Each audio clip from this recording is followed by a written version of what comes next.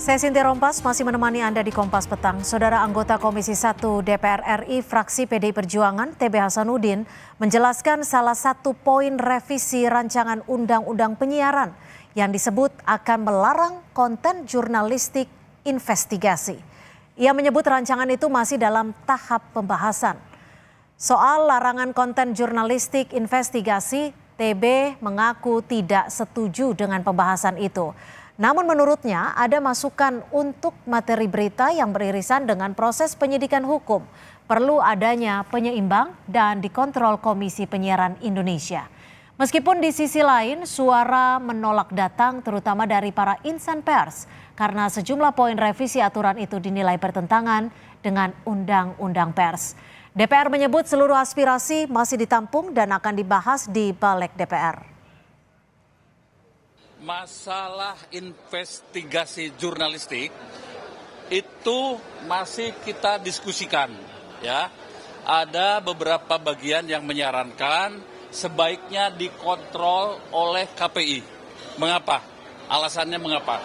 Karena kalau ya investigasi jurnalistik itu misalnya ada yang beririsan dengan materi penyidikan yang sedang dilaksanakan oleh aparat penegak hukum, maka sebaiknya itu sedikit cooling down.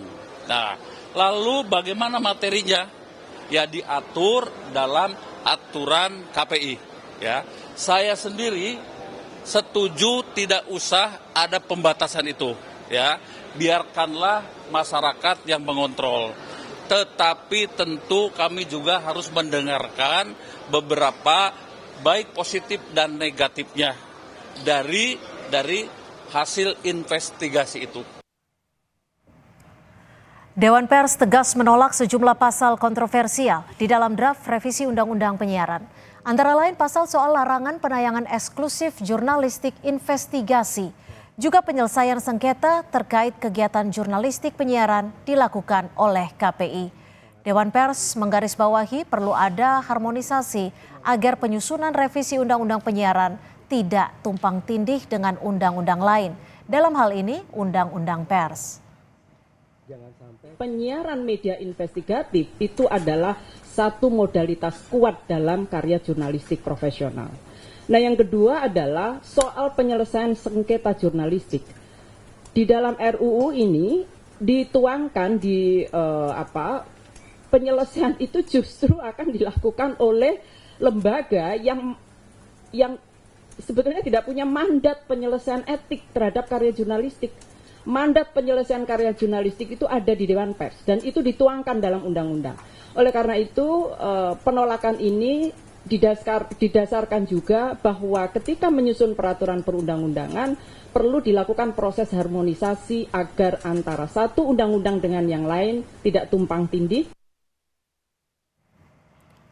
Pasal kontroversial di revisi Undang-Undang Penyiaran antara lain Pasal 50B ayat 2 huruf C. Standar isi siaran memuat larangan mengenai penayangan eksklusif jurnalistik investigasi. Lalu ada pula Pasal 42 bahwa penyelesaian sengketa terkait dengan kegiatan jurnalistik penyiaran dilakukan oleh Komisi Penyiaran Indonesia.